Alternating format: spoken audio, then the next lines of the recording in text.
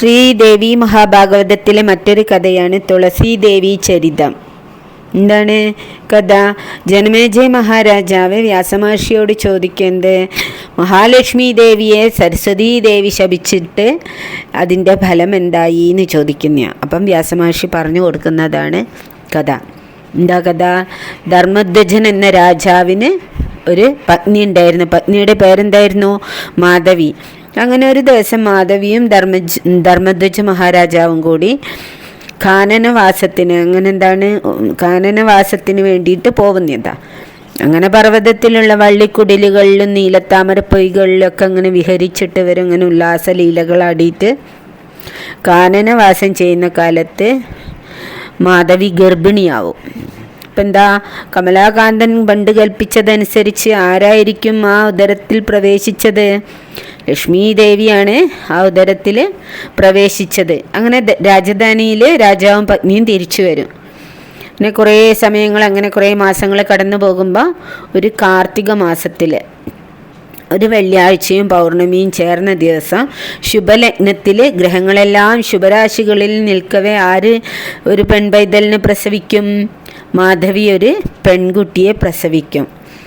അപ്പം എന്താ, അങ്ങനെ ഒരു കാർത്തിക മാസത്തിലെ പൗർണമി ദിവസമാണ് എന്ത്, ശ്രീകൃഷ്ണ പരമാത്മാവിൻ്റെ ഭഗവത് രൂപം അലിഞ്ഞിട്ട് ഗംഗാദേവിയും അതിൽ നിമഗ്നയായിട്ട് ഉത്ഭവിച്ചതില്ല. ഗംഗാനദി ഉത്ഭവിച്ചതും അങ്ങനെയാണ്. അങ്ങനെ പിറന്ന ഉടനെ തന്നെ ഈ ശിശു എന്താവുന്നറിയോ? നവയൗവനം പ്രാപിച്ചൊരു സുന്ദര യുവതിയായി തീരുന്ന. അപ്പം ജനിച്ചപ്പോൾ തന്നെ ഈ അത്ഭുതകരമായ പരിവർത്തനം കണ്ടിട്ട് ആളുകളൊക്കെ എന്ത് പറയും? അയ്യോ, ഇത് ദേവീൻ്റെ അവതാരമാണ്, ഏതോ ഒരു ദേവിയുടെ അവതാരമാണെന്ന് ആളുകൾ പറയാൻ തുടങ്ങും. അങ്ങനെ ഒരു ദിവ്യനായ ഒരു ആചാര്യൻ്റെ ഉപദേശം അനുസരിച്ചിട്ട് ധർമ്മധ്വജ മഹാരാജാവ് മകൾക്ക് എന്ത് പേരിടും? തുളസി എന്ന് നാമകരണം ചെയ്യുന്ന.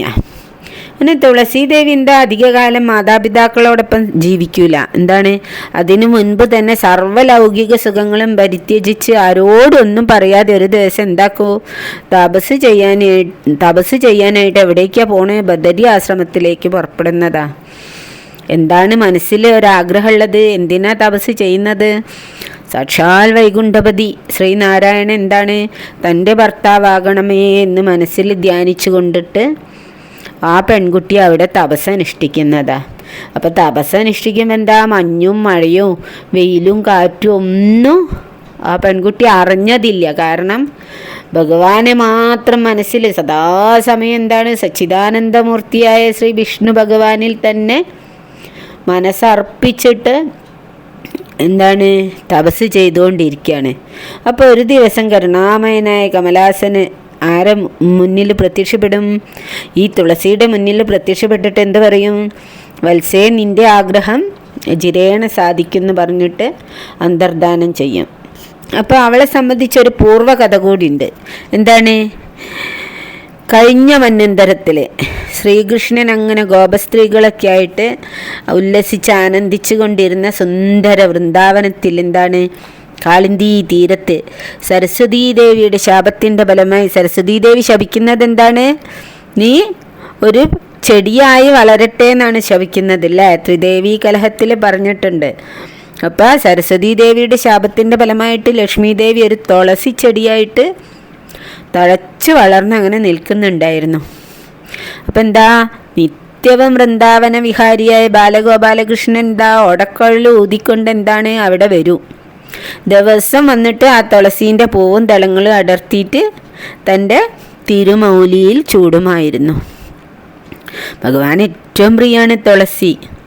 അങ്ങനെ ഭഗവാന്റെ കമനീയ രൂപവിലാസ സൗഭാഗ്യവും കായാമ്പൂ വർണ്ണവും കലർന്ന പൂമൃദുമേനിയും പിന്നെന്താ പീലി തിരുമുടിയും സർവ്വലോകങ്ങളെയും മയക്കുന്ന മനോഹര മന്ദഹാസമാണ് ഭഗവാന്. അതങ്ങനെ നിത്യവും കണ്ടിട്ട് ആനന്ദ നിർവൃതി നൽകുന്ന വേണുനാദവും കേൾക്കും. ആ ചെടിയുടെ ചൈതന്യസത്വമായ ദേവി എന്താ പ്രേമഭക്തി പാരവശ്യത്തോടെ എന്നെങ്കിലും തൻ്റെ ഭഗവാൻ എന്നെങ്കിലും ഞാൻ ഭഗവാന്റെ പ്രേയസിയായി തീരണേ എന്ന് പ്രാർത്ഥിച്ചു കൊണ്ടിരിക്കും. ചെടികൾക്കും ജീവനുണ്ട് അല്ലേ? നിരാശയോടെ ആ ചെടി ഒടുവിൽ എന്താണ് വാടിക്കരിയും പാവം. അതിലടങ്ങിയിരുന്ന ആത്മാവെന്താണ്? പരാശക്തിയായ മഹാലക്ഷ്മിയിൽ വിലയം പ്രാപിക്കുന്ന അങ്ങനെ പുതിയ മന്വന്തരം വരും. ആ പഴയ തുളസീദേവിയാണ് എന്ത് ധർമ്മധ്വജൻ്റെ പുത്രിയായിട്ട് വീണ്ടും ജനിച്ചത്. അവൾക്ക് തുളസി എന്ന് നാമകരണം ചെയ്യാൻ എന്താണ് ദൈവികമായ പ്രചോദനം ഉണ്ടായത് എന്താണ് ആ കാരണത്താലായിരിക്കും. അങ്ങനെ ബദരിയാശ്രമത്തിലെ തപസ് കഴിഞ്ഞിട്ട് എന്താ തുളസി ഒരു ദിവസം മാതാപിതാക്കളെ അടുത്തെത്തും. പക്ഷെ എന്താണ് ഒരു ഭാവവ്യത്യാസവും ഉണ്ടാവില്ല. എന്താ ഒന്നിലൊരു ലൗകിക ചിന്തയും ഇല്ലാതെ ഒരു സന്യാസ ജീവിതം നയിക്കുക. അപ്പം ഈ അച്ഛനും അമ്മയ്ക്കും ഭയങ്കര രാജാവിനും പത്നിക്കും ഭയങ്കര സങ്കടമാവും. എന്താണ് നല്ലൊരു രാജകുമാരനെ കൊണ്ട് പെൺകുട്ടീനെ വിവാഹം കഴിപ്പിക്കാൻ അവർ ഒരുങ്ങും. പക്ഷെ ഒന്നിനും തുളസി തയ്യാറാവില്ല. തുളസി എന്താ തുളസിക്ക് വേറെ ഒന്നും വേണ്ട, എന്താണ് ഭഗവാനെ മാത്രം മതി. അങ്ങനെ ആ കാലത്ത് എന്താണ് കാമദേവൻ എന്താക്കും ചാതുര്യത്തോടെ തൻ്റെ പൂബാണങ്ങൾ ആരെ മേല് വർഷിക്കും തുളസീനെ ലക്ഷ്യാക്കിയിട്ട് പ്രയോഗിച്ച്. അതോടെ തുളസീൻ്റെ മട്ടും ഭാവമൊക്കെ മാറും. അപ്പം എന്താ തപസ്സും ധ്യാനമൊക്കെ അവിടെ നിൽക്കും. പക്ഷെ എന്താണ് മനസ്സിൽ പിന്നെ എന്താണ് വിരഹവേദന ആളി പിടിച്ചു തുടങ്ങും. എന്ത് ഏത് നേരം വേറെ ഒരു എന്താണ് കുളിയില്ല, കളിയില്ല, ചിരിയില്ല, ഉറക്കമില്ല, ഊണില്ല, ഒന്നുമില്ല, ജപമില്ല. പിന്നെന്താണ് ഇത് നേരം ധ്യാനിക്കുന്ന ആൾക്ക് ധ്യാനമൊന്നും വേണ്ട, ആരുമായിട്ടിട്ട് സംസാരിക്കില്ല.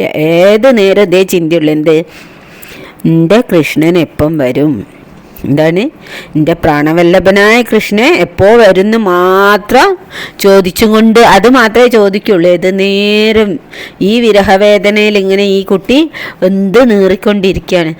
അപ്പം പുത്രീൻ്റെ എന്താണ് ഒരു ഉന്മാദിനീനെ പോലെയാവുന്ന.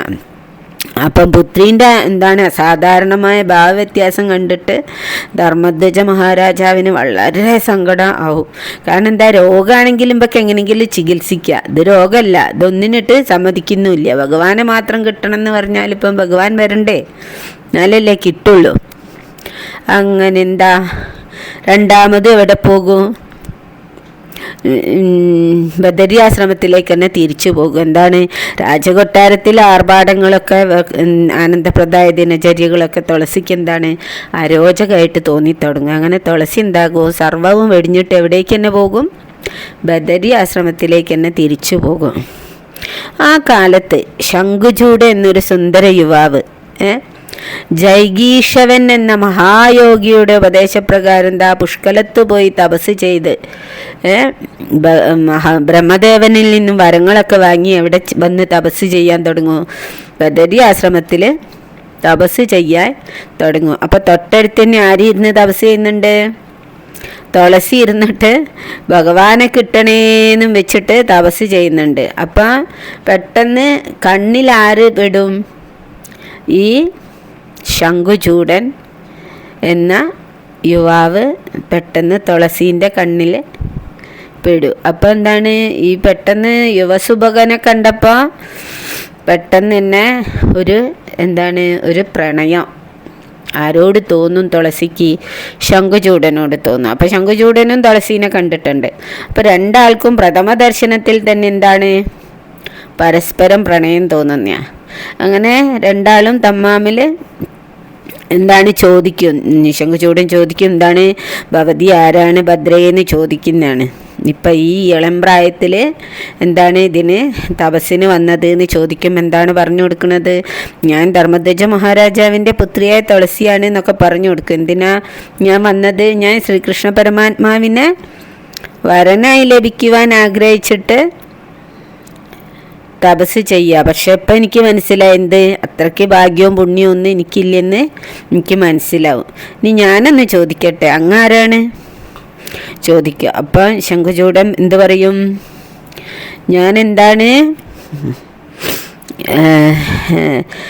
നല്ല കുലത്തിൽ ജനിച്ച സ്ത്രീകളോട് നമ്മൾക്ക് എന്തും പറയാനാണ് എന്ന് പറയും. എന്നിട്ട് പറയുന്നത് അമരലോകം മുഴുവനും പിടിച്ചടക്കി എൻ്റെ കൊടിക്കീഴിലാക്കിയ ത്രിലോക വിസ്തൃതനും അതുല്യ വീരാഗ്രഹണിയുമായ ശംഖുചൂഡ രാജേന്ദ്രമൂലിയാണ് ഞാൻ എന്ന് പറയും.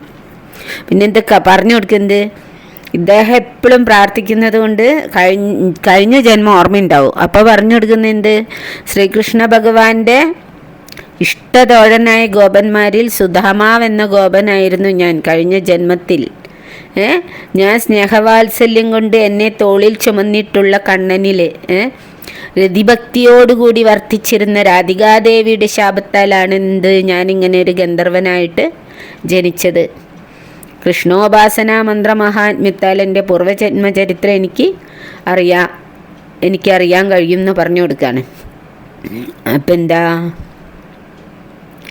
അപ്പം പറയുന്നത്, ശതരൂപ, ദേവഹൂതി, സ്വാഹ, സാവിത്രി, രോഹിണി, ശചി, ഗംഗ, ഉമ, പിന്നെന്താണ് വേദവതി, അരുന്ധതി, അനസൂയ, ലോപാമുദ്ര, സീത തുടങ്ങിയ സതീമണികളായ പുണ്യവതികളെപ്പോലെയുള്ള ഒരു പാവന ധന്യാംഗിയാണ് ദേവിയെന്ന് ഞാൻ വിശ്വസിക്കുന്നു എന്ന് പറയാം. ദേവിയെ നരനാരായണ സാന്നിധ്യമുള്ള ഈ പുണ്യസങ്കേതത്തിൽ വെച്ച് ഗാന്ധർവമായി വിവാഹം കഴിക്കുവാൻ ഞാൻ ആഗ്രഹിക്കുന്നു എന്ന് പറയുന്ന ഭഗവതീൻ്റെ അഭിപ്രായം എന്താന്ന് പറയുന്ന. അപ്പം തുളസി പറയും, എന്താണ് പ്രഭു, എനിക്ക് സമ്മതം തന്നെയാണ്. ഭഗവാൻ ശ്രീകൃഷ്ണ പരമാത്മാവിനെ സാക്ഷിയാക്കി ഞാനിതാ അദ്ദേഹത്തിൻ്റെ തോഴനായ അങ്ങയെ ഗാന്ധർവമായി പരിണയം ചെയ്യുന്നു. ഇനി എന്താ പറയുക, കരുണാവത്സലനായ ഭഗവാൻ നമ്മെ അനുഗ്രഹിക്കട്ടെ. നാം രണ്ടുപേരും എവിടെയാണ് ജീവിച്ചത്? കഴിഞ്ഞ ജന്മത്തിൽ ഗോകുലത്തിൽ വളർന്നവരും ഭഗവത് ഭക്തരുമാണ്. അതുകൊണ്ട് അതും ഭഗവാൻ ഇഷ്ടമായിരിക്കും എന്ന് പറയുന്ന.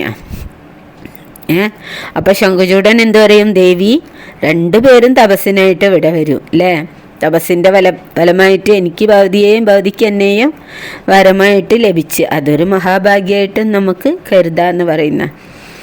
അപ്പം അവിടെ ആര് പ്രത്യക്ഷപ്പെടും? ബ്രഹ്മാവ് പ്രത്യക്ഷപ്പെടും. എന്നിട്ട് എന്ത് പറയും, അല്ലയോ തുളസി, ശംഖുചൂട, ലക്ഷ്മിയും വിഷ്ണുവും പോലെ ഭവാനിയും പരമശിവനും പോലെ എന്താണ് രതിയും മന്മഥനും പോലെ ശതരൂപയും മനുവും പോലെ നിങ്ങൾ എന്താണ് വളരെ കാലം ഭാഗ്യദമ്പതികളായിട്ട് ജീവിച്ചിട്ട് സർവ്വസുഖഭോഗങ്ങളും അനുഭവിച്ച് ഒടുവിൽ മൂലപ്രകൃതിയായ മഹാലക്ഷ്മിയിൽ തുളസി നീ ചേർന്നു കൊള്ളുക. ശംഖുചൂടനോട് എന്ത് പറയും, നീയും വളരെ കാലം തുളസി ദേവിയും ഒരുമിച്ച് ദേവാധിപത്യവും വഹിച്ച് എന്താണ് സ്വർഗീയ പരമാനന്ദ സുഖങ്ങളും അനുഭവിച്ച് വാണതിന് ശേഷം ഒടുവിൽ മരണാനന്തരം എവിടെ ലയിച്ചു കൊള്ളുക എന്ന് പറയുന്നത്? വിഷ്ണു ഭഗവാനിൽ ലയിച്ചു കൊള്ളുക എന്ന് പറയുന്നതാണ്. ഇതാണ് തുളസി ദേവി ചരിതം. നീ അടുത്തത് പറയുന്ന എന്താ? ശംഖുചൂടൻ്റെ പൂർവ്വകഥ പറയുന്ന, ശംഖുചൂടൻ്റെ കഥ പറയുന്നതാ. നല്ലതാണിത് കേൾക്കാനും വായിക്കാനും ഒക്കെ. നല്ല ദേവീ ഭാഗവതത്തിലെ ഓരോരോ കഥകളും നമ്മളെ മനസ്സിരുത്തിയിട്ട് വായിച്ചിട്ടുണ്ടെങ്കിൽ നമ്മളെ മറ്റൊരു ലോകത്തിലേക്ക് കൂട്ടിക്കൊണ്ടു പോകുന്നതാണ്. അത്രയും പുണ്യങ്ങളുള്ള കഥകളാണ് ദേവീ ഭാഗവതത്തിൽ. എന്തെങ്കിലും ഞാൻ അറിയാതെ പറ്റിപ്പോകുന്നുണ്ടെങ്കിൽ ക്ഷമിക്കണം. പിന്നെ ഞാൻ പറയുന്നത് ഇഷ്ടമാണെങ്കിൽ ഒന്ന് ലൈക്കും സബ്സ്ക്രൈബും ചെയ്യണേ. ഇഷ്ടമാണെങ്കിൽ. അടുത്ത കഥ ശംഖുചൂടൻ്റെ കഥയാണ്.